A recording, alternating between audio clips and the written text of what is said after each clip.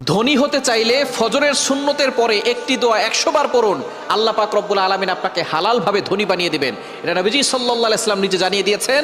মুসনাদে আহমদের হাদিস, তাবরানী শরীফের হাদিস। নবীজি সাল্লাল্লাহু আলাইহি ওয়াসাল্লাম জানিয়ে দিয়েছেন চমৎকার একটি ছোট্ট দোয়া, ছোট্ট একটি বাক্য। নবীজি সাল্লাল্লাহু আলাইহি ওয়াসাল্লাম বলেছেন, এই সময় যদি এই বাক্যটা 100 বার পড়া হয়, আল্লাহ পাক রব্বুল আলামিন তাকে হালালভাবে ধনী বানিয়ে দিবেন। দোয়াটি করবেন কখন? ফজরের নামাজের সময়, 2 রাকাত সুন্নতের পরে, ফরজের আগে। মনে রাখবেন, আজানের পরে, একামতের আগে এই সময়টা আমরা অনেকেই মসজিদে গিয়ে চুপচাপ করে বসে থাকি।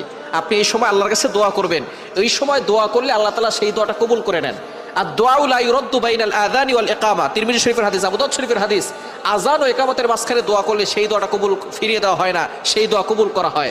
আপনি যখনই যেই নামাজে মসজিদে যাবেন, আজান দিয়েছে, একামত হতে একটু দেরি হয়, আপনি সুন্নত পড়ে চুপচাপ বসে থাকবেন না, গল্প করবেন না, আপনি আল্লাহর কাছে দোয়া করবেন। আল্লাহ তাআলা আপনার সকল দোয়াগুলো কবুল করবেন। ফজরের সুন্নত